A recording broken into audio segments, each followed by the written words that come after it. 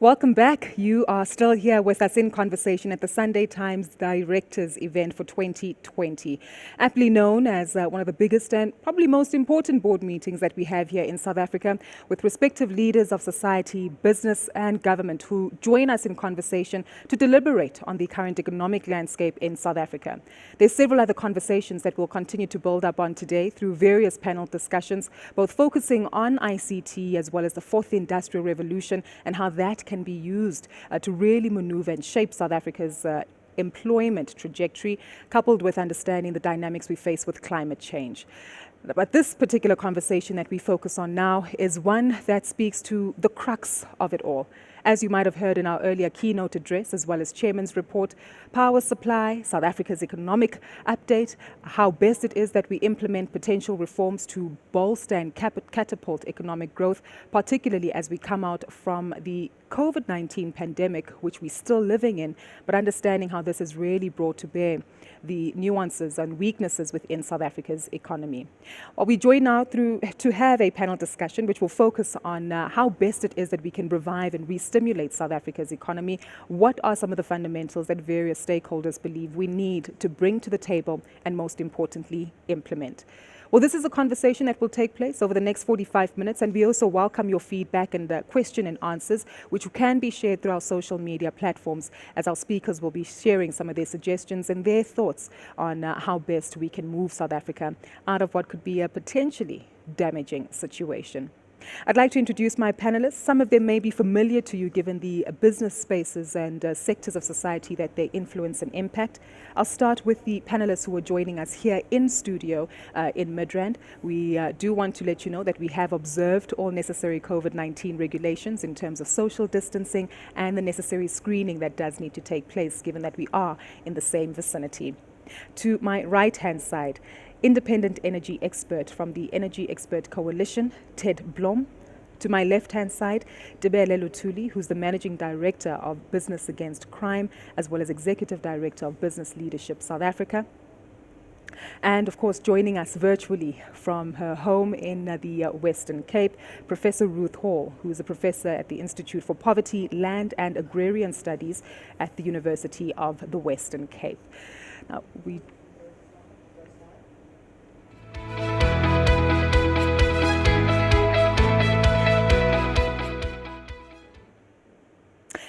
Right, so we're about to get the conversation going, and quite a critical one, especially given that without an economy, there is no livelihood and understanding of how best it is that we can really draw growth from South Africa's economic performance. Now, in the news flow, we've naturally witnessed quite a lot in terms of the President's address and the economic recovery plan, highlighting plans to establish growth in infrastructure, increase employment opportunities in South Africa, and of course, creating an environment that's quite conducive to providing more social support, but at the same time, encouraging the involvement and participation of small and medium enterprises in South Africa. Given that that is one of the most recent announcements that we've had regarding South Africa's economy, I'd like us to start off by getting some feedback from our panelists, just in terms of how they've received the news and of course some of the key nuggets and highlights that might be critical to this particular conversation. Professor Ruth Hall, given that you're joining us virtually, I'd like you perhaps to kick us off in this conversation in terms of what stood out for you regarding the President's economic recovery plan and key highlights that we can perhaps implement in today's conversation in terms of how best to revitalize South Africa's economic recovery. Thanks so much, Gugu. So I think that one of the things that is particularly important is looking at the issues around access to food. And I think that what we've seen in the past 8 months is how a pandemic, a public health crisis, has rapidly become a food crisis and a humanitarian crisis. So one of the things that the President has announced, firstly, there is the issue around the continuation of the special social relief of distress or COVID grant. This is good news, but it's only for 3 months. Secondly, we have a package of provisions for investment in small-scale food production, particularly peri-urban contexts. I think that these are important. I know that other people will look at the macroeconomic and more fiscal dimensions, but what I would like to emphasize is that what I think we've seen over the past 8 months is really the structure of inequality being exaggerated. In fact, what we found in the national survey that's been conducted, the National Income Dynamics Survey, special coronavirus survey, in 2 waves. In April, it found that 47% of households ran out of food that month. Nearly half of all households in South Africa ran out of food. And as the economy opened up, by June, that number had fallen only to 36%. And the interesting thing from our data shows that, or our analysis of the data, is that it's not primarily because jobs are bouncing back, but because social grants, limited as they are getting to people. And I think this tells us something very important, that on the one hand, we need to be focusing on forms of low-cost self-employment and at the same time, cash transfers. Thank you so much for your opening remarks. They're quite important elements that you highlight, which we will continue to interrogate in conversation. But Ted, I'd like to come to you as well, very briefly, to get your opening remarks and sentiments regarding the economic climate that we're facing in the moment, and of course, response to the economic recovery plan last week. Okay, so I think I've run alongside, inside and under Eskom for more than 30 years.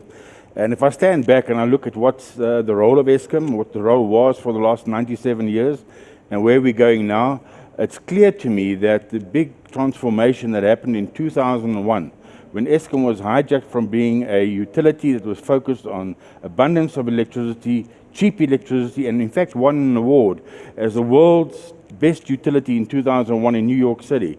From there, we've just gone backwards. And I think we've had delinquent boards since that day because they didn't understand what their role was in the economy. They thought that Eskom's now commercialized, that they must make as much profit as possible. They did it once or twice in the last 20 years. And as for the rest, they've just run the place down.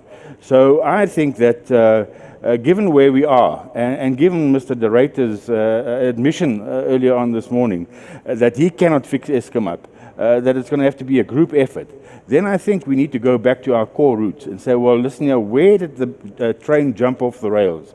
And to my mind, it clearly is in 2001, with the corporatization of a state-owned entity. It lost its mission, it lost its vision, and that's why we are in the dilemma that we are now, where we got very high tariffs in local terms. So don't let Eskom tell you that internationally they're very competitive. Eskom doesn't buy their coal in dollars. Eskom doesn't pay their salaries in dollars. Eskom operates in a very cheap South African environment, and yet they are inefficient and they're fully corrupt. They were corrupted, to my mind, I picked up in 2006 the first time, with BE fronting.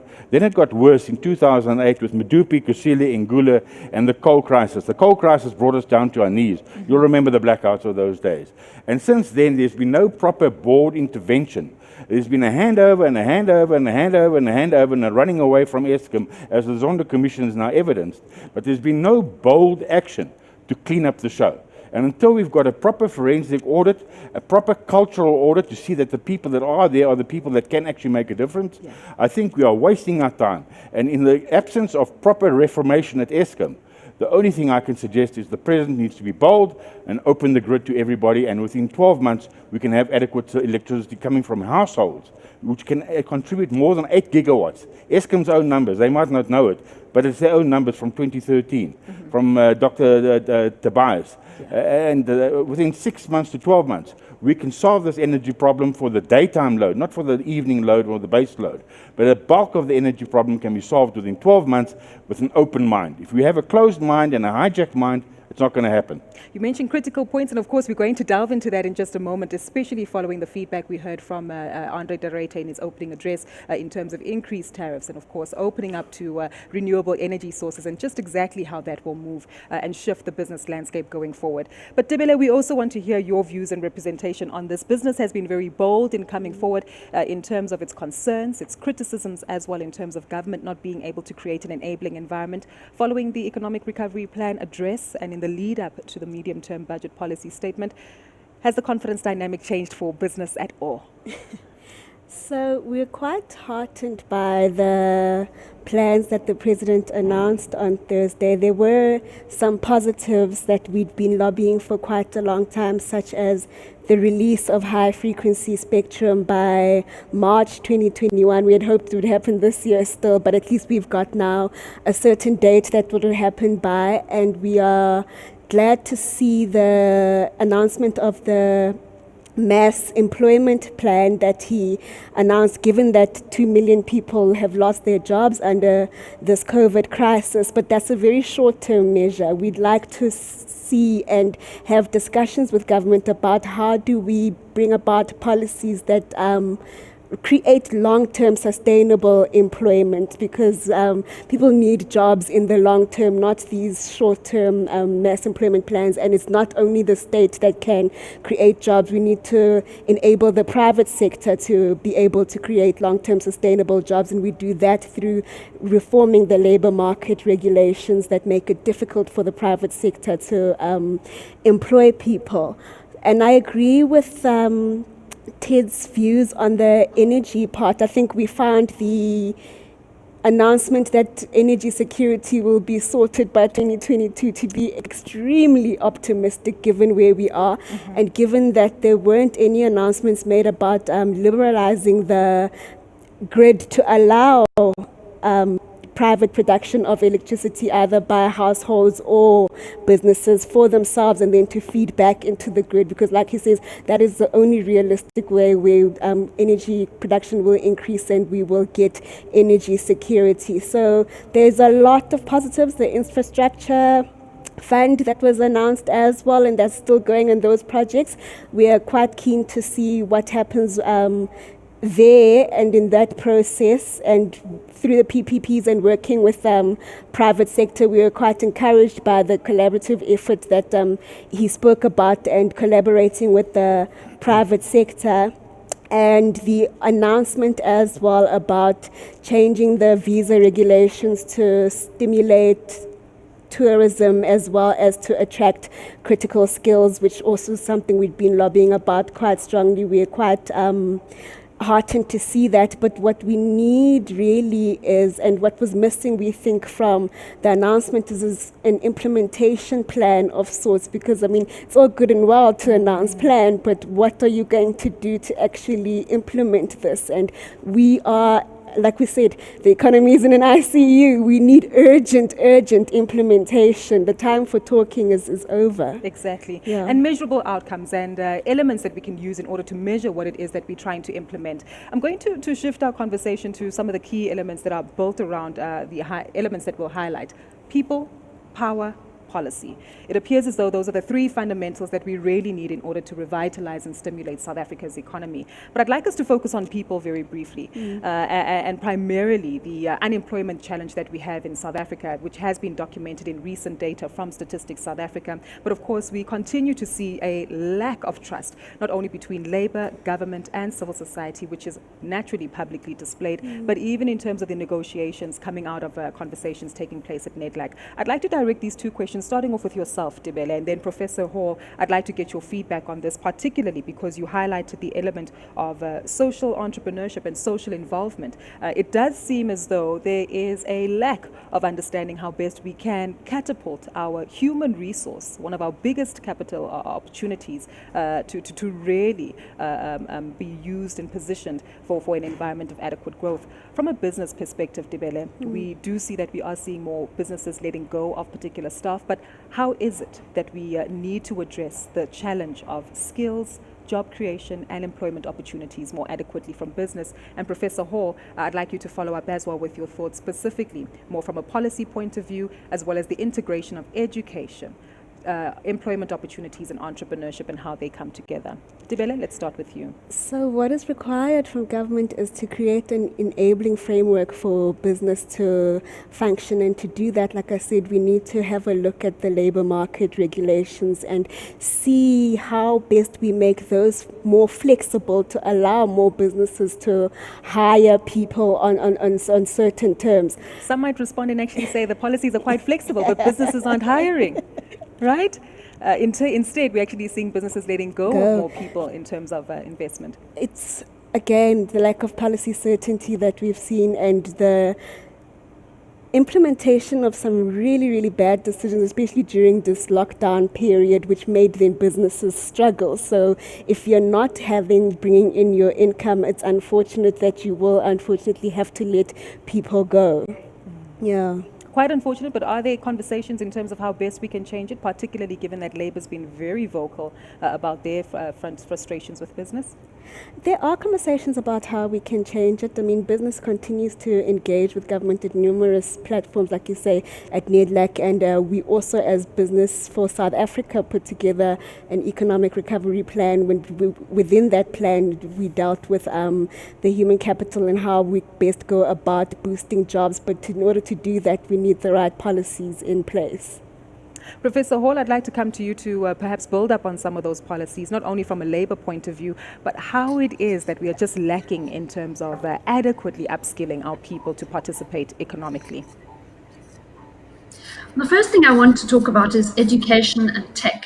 I think that the COVID moment, for all of its disasters, has also been a disruptive and productive moment in terms of innovation and how we use technology. I've been lecturing and teaching for the past 6 to 7 months online, as have many people. It struck me that while all the schools were closed down, well-endowed and private schools were continuing teaching online, while government schools were not. Why were we not using television? Why were we not using radio? Why were we not streaming? So I think that a lot more imaginative use of technology for education is key. But I would like to use this opportunity to come back to the question around business. And I think that there's a question about how we're defining business. And this became evident early in our COVID lockdown, when government said we are preserving and we want to keep open those businesses associated with food production and retail while closing down the rest of the economy. But in fact, they closed down the entire informal sector. And here we are in a society with this inequality between the big formal business players and the very large sector of small players. I want to give an example. When government closed down the informal traders and kept the supermarkets open, what it did was it effectively redirected a lot of our expenditure that goes into the informal sector into the formal supermarkets. Now, the informal food sector, you might think is small. It's actually about a quarter of all food retail goes through the informal sector. Pick n Pay last year estimated it at around 360 billion rand. My worry is that as we face this crisis and increased inequality, is that government is looking at business as in large-scale business. Focusing on the small is absolutely crucial. And the next I want to make is about economic path dependency. One of the things I've been looking at in recent years is the expansion of South African business elsewhere in the continent. And one of the big drivers for that is not just growth elsewhere, but stagnated demand here. In fact, Wendy earlier on pointed to that, that subdued demand within South Africa is a product of our inequality, and it hampers our growth. It is really the thing that we need to get through. My feeling is now we're at a point where some of the old traditional debates between left and right, how much should the state be involved in the economy or not, some of those dichotomies are falling away. We have a state that cannot do a whole lot of things that the left wing wants it to do, plan and run parts of the economy, but also it can't regulate and stop corruption in the way that those who want a more free market are wanting. So if the state actually right now, a lot of the things we're discussing in this conversation, the state is not able to deliver on them now.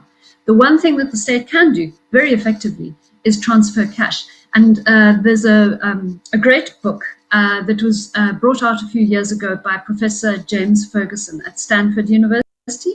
It's called Give a Man a Fish. And what it does is it takes that well-known axiom, don't give a man a fish, teach him how to fish, or give him the fishing rod, and says, actually, in this situation where we have such great inequality that there is no space for people, growing the economy, as we've seen even through the Mbeki years, pretty much growth, but not with a significant job growth.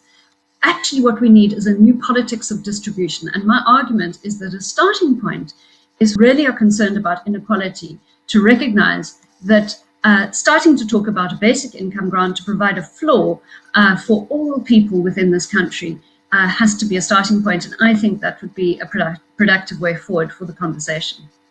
To come back to that, Professor Hall, though, the questions that have been raised is that sustainable, particularly for an economy, as you correctly say, is not adequate in terms of following up with corruption, ensuring clear accessibility to the right beneficiaries of these levels of support, and of course, rising debt levels. Where's the money going to come from in order to support these individuals, as has been evident with the COVID grants that we've seen of 350 and, of course, UIF payments? How do we fix this so that it's more efficient? Firstly, the amounts that we're talking about are significant, most of which can be, well, part of which can be clawed back through taxes.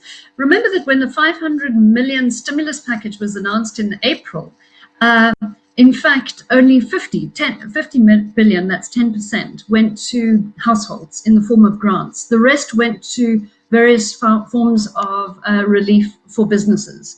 And in fact, that 50 billion did not go to households, only about half of it did. So around 5% of that stimulus package, we know a lot of that stimulus package was not in fact new money, it was reallocations. But here's the thing, 9.8, by April this year, 20 million people, that's about 1 in 3 people in this country was going hungry. When they're going hungry, firstly, they're not able to work, they're not able to develop a business. There's no entrepreneurship when you can't eat. But nor are they providing a market for people who are producing things. That is our conundrum. Right now, we're sitting at about 9.8 million people facing hunger. If we were to have some kind of basic income grant of 585 rand per month, 585 rand per month, we'd bring that number down from 9.8 to 3 million. If we were to set it at the food poverty line of 1,200 rand, we'd bring everyone out. That is what we can do. And let me just say that at the same time that the COVID grants were being provided, 350 rand, not a lot, the food price increases for an average food basket for a household increased by 350 rand in the first 3 months of lockdown. And then at the end of April, Shoprite declared 8 billion rand in profits. So we can see that in fact, it is precisely transferring money to poor people that keeps the economy going. And I think that that is one thing that the government can do and in which there can be strong oversight. It is a process which doesn't require a lot of intermediation. It goes straight into people's bank accounts and it's quick. This is one thing that we don't have to wait for. There are many other structural changes, fixing the energy sector and so on. But the one thing we know our government can do effectively is put cash in the hands of poor people to spend in the economy. Professor Hall, you're tickling my brain cells here, and I want to come back with another question to you in terms of how then do we ensure that not only are these individuals dependent on this funding from the government, but we need to change them from consumers into producers. And that I'd like to tie back to a conversation that you've been very vocal about before, which goes back to land reform and, of course, the recent bill that we've seen being introduced. Land for who? And land for what? In the same way that we're providing some funding for South African citizens to remain economically active, how do we ensure that this money is directed to the right people, as you've correctly said, but most importantly, for what? How do we change it beyond the narrative of pure consumption? Super. In fact, if we look at where the big welfare transfers have been within land reform, it's been vast amounts of state money to very few people. The average cost of creating a job through the land reform process under government's existing program has been over 580 million rand per job, 580,000 rand per job. So I think that when we shift from thinking about how to establish large commercial farmers and to support them, that is the model that the apartheid government used for many years. We need to think of something else. And I think that what we see right now is rising political discontent in our peri-urban areas. We see people who've been kicked out of backyard shacks launching land occupations. What really is needed is rapid land release in well-located areas, particularly around the cities, for people to live on, but also for small-scale food production. Let's focus on two things that happened since the beginning of October. Firstly, the state announced it's releasing 700,000 hectares of state land for people. This is not something to get excited about. In my view, it's a bit of a veil across what's really happening. This is mostly land on which there already are black farmers. These are areas around the former around the former Bantustans. But the second thing that happened is the publication of the expropriation bill. And of course, for 2 years, this is top of mind, at least until coronavirus, this issue of expropriation and whether it's with or without compensation. I think that the publication of the bill, firstly, it's to be welcomed. It's been a long time coming. It's in line with the Constitution as it's currently crafted. I think it'll do a lot to, I think, a concern of many people here, to reassure investors. By itself, it's not going to address any fundamental problems in terms of access to land. But I think that one of the issues that we should bear in mind is that agriculture is a sector in which low-cost self-employment is feasible. So if government were to be willing to move beyond establishing single big commercial farmers and rather provide access to land for many people on a low-cost basis to do what they want with, we might actually get further for much less money. Thank you so much for that. And of course, we'll continue to build up on those suggestions and solutions as you've highlighted. And that essentially covers the sense of people in the economy, which will continue to be an element that we do need to focus on. But I'd like to come back a little closer. Can I just comment on people in the economy? Sure. I think the statistics have proven that the cost of doing business in South Africa is extremely high. Yes. Is there consensus? Well, exactly that. And one of the major input costs of doing business in South Africa is electricity. If we index the electricity price to what it should have been, because Eskom was built on a low cost of supply model by Dr. Van der Bijl in 1923. As I said, from 2001 it got hijacked. Yeah. If we go back to a proper costing of electricity, the cost of electricity today should be less than 50 cents. It will reinstate 3 million jobs immediately that have been lost in the last 10 years because of mines closing, because of high electricity costs. Sure. Smelters closing because of high electricity costs. So that not only is the cost of business high in South Africa, the cost of living is exceptionally high. How many people can afford to pay for their electricity? All the municipalities are in arrear. Why? Because the cost of electricity has gone up by 500% and the cost of inflation over the same period. And I don't know if you've got above inflation increases. Very few people have. Far from the it. cost of inflation over the last 10 years has been 79%. Well, let's talk about so that. how can you because afford electricity that's 5 times higher than the cost of inflation? And it's likely going to get higher because, as Well, we heard in that's our what you keynote hear from address the from Eskom board. Andre. They want to put it up another 25%. You've got to have rocks in your head if you want to think that way. So what should we be doing? Let's take out the rocks and actually propose some alternatives in terms of how do we get the tariffs So we down. do the forensic audit. That one-time Eskom increase that was promised to us in 2007 to pay for the bill, that's just accumulated and it's never been taken out. It's just been accumulated and Eskom should have had bought 20 power stations for the cost of 2 unfinished power stations. That's how bad it is. And that's why people can't pay their electricity bills. The municipalities can't recover their cost. Why? Because everybody says electricity is an essential service. If I'm going to choose between water or starting a business, I have to pay electricity because I've got to keep my fridge running, for instance. So to the extent that electricity costs are high, it's undermining the dignity of the people in this country. It's undermining the business opportunities in this country. I get business calls weekly and weekly. They say to me, is there cheap energy? I say no. They say to me, is there supply, security of supply? Sure. What must I tell the people? What must I tell the investors? Well, let's actually talk about that, what it is that we can tell people in terms of looking at proposed solutions. And Tebela, feel free to jump in here in terms of business's perspective. But as we heard from Andre de Ruyter, he highlighted 5 objectives that they're looking to achieve within the short to medium term. But most importantly, on terms of costs, mentioned that it needs to be cost reflective. Well, that's nonsense. And of course, the fact that, of course, it's likely going to open up the grid to renewable energy. Who are you comparing yourself with? You want to be cost reflective and you want to be a monopoly. And there's been a sleight of hand because they talked about unbundling Eskom and setting up an independent ISMO. Yes. That's no longer so. We now have to be forced. All the IPPs are being forced to sell the power to a subsidiary of Eskom. There's been a sleight of hand. Until we're honest with the people, until we're honest with our businesses, we will not disturb confidence and we will not reinstate jobs. So then how do we fix it, Ted? Somebody needs to have a frank chat to the president.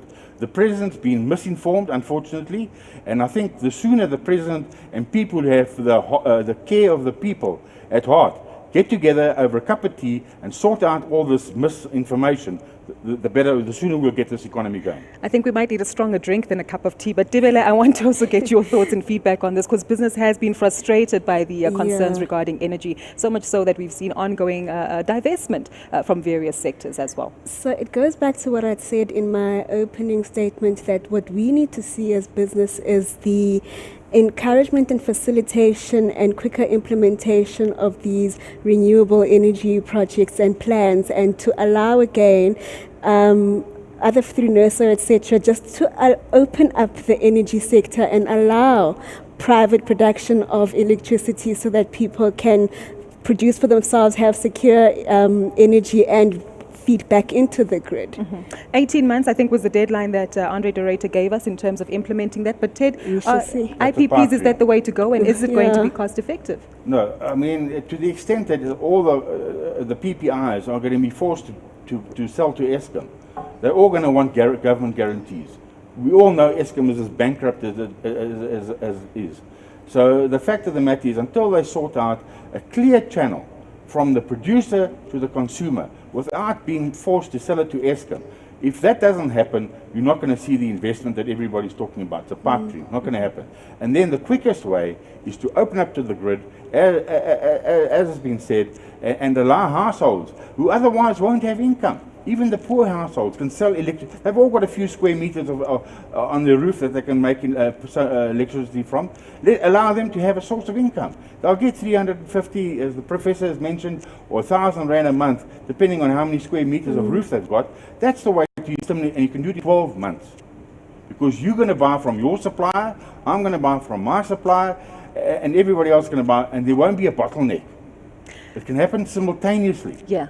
You mentioned something important there, opening up the market and, of course, opportunities for all to leverage in. And in the recent headlines, we've seen municipalities coming on board where they might have the opportunity to create their own power. As you mentioned, IPPs, and, of course, also mentioned by Andre de Ruyter. But the big question is, where does this leave Eskom then with this heap of debt that it has, which still continues to put pressure on us as taxpayers, whether we business or within our individual capacity, and even deprives our people of ongoing support and grants? Yeah. So, until, and I've said this publicly, but nobody's listening on the other side of the line. We're all ears now. 500 billion of Eskom's debt is unsustainable. Eskom has acknowledged that. Of that 500, a good 300, my forensic investigation show, a good 300 billion is corrupt. Until you scrub the debt and say, we're taking the corrupt debt and we're going to clean it up, and we're not going to have to pay that. Eskom's then left with between 250 and 300 billion. It's affordable. But there doesn't seem to be the willpower within Eskom. None of them want to have a forensic investigation. Within the ministry, they balk at a forensic investigation that I've been asking since 2010 when I came across the corruption for the first time. So this is not a new boat. This is an old boat. And there's been no willpower from the president to institute a forensic investigation. Zondo wings have been clipped. They've only been given, they think, whoever instructed the Zondo Commission thinks only the Guptas stole from Eskom. The stealing started long before that. And until you have a proper forensic investigation to do the root cause analysis, you don't know what medicine to give the organization. All these other jockeys are all cowboys. All the other jockeys are all cowboys. Absolutely. That brings us to another important theme that obviously comes to the fore in terms of the concerns regarding how best to revitalize South Africa's economy. We can't resuscitate any kind of economic growth without clearing out the fraud and corruption that has taken place in the past, but most importantly, also prevent it from happening in the future. Dibele, I want to get your thoughts on this.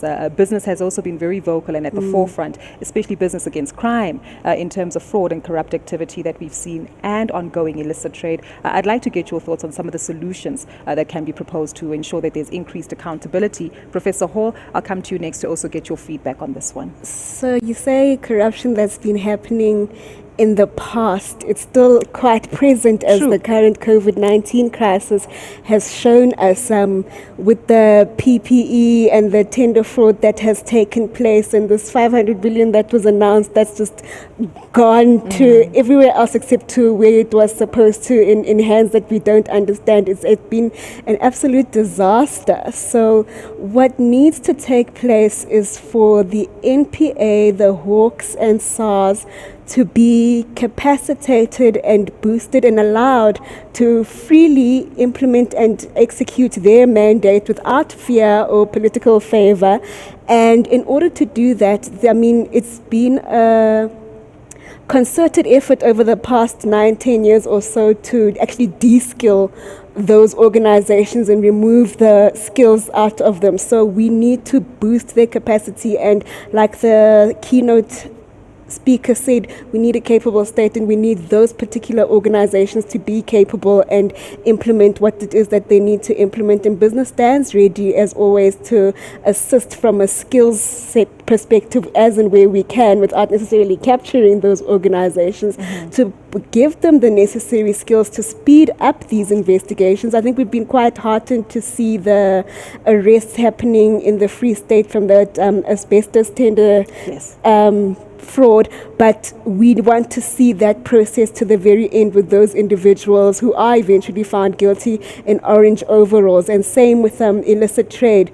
It's been boosted by the policy decisions made during the lockdown and the bans of the sale of alcohol and cigarettes. And until people see consequences for their actions, nothing is ever going to change. So we need to show that crime doesn't pay. Crime will actually get you arrested and in jail. Professor Hall, I'd like to get your thoughts on this one. Well, firstly, I think the moment we're talking about Eskom, we need to understand that the interests and the politics around rent seeking are just so overwhelming. It's pretty hard to imagine being able to clamp down on that. So certainly opening up, democratizing, socializing access to the grid is absolutely crucial. But to come back to the last points that were being mentioned, I think that what's also very important is to think that, in a sense, government is corrupt when it pays money across to businesses, but the transfer of cash from the state to households is actually pretty straightforward. So I think that that's why. If we're wondering where, the 500 billion went, well, the 25 billion that went to households, we know for sure that it got to the right place. And that's why I think that it would be a real path-breaking shift if business were to put its weight behind the call for universal basic income. Build up on in terms of addressing corruption right across the board, across all sectors of society, is the social compact that has been highlighted by Wendy Lucas-Paul in our chairman's address, where she mentioned that, again, compromises will have to be made. And I think that's probably the tough part in terms of the conversations as to what are those compromises that do need to be made. And maybe, Debele, let me start with you to understand the compromises that business is willing to take in terms of making sure that we source solutions to the challenges South Africa's economy is facing. And Professor Hall, if you can also come back to give us some feedback. Ted, I'm not holding you back. I know you've got a lot of compromises you'd like to suggest to the table as well. Debele, let's start with you. I think from a business perspective, we understand that we don't need to be so profit motivated all the time, and that's why I say from an implementation perspective and an assistance perspective, the pain that business is going to have to take is, yes, we've got the skills and the expertise in the private sector. Let's offer those as far as possible on a pro bono basis to government, or on a scale that's less to what we're normally used to receiving, in order to see the state boosted and capable in the way that we want it to be. So it's a short-term loss of profits and money for a long-term gain. Would that also speak to executive pay, which we know business is also criticized about quite often?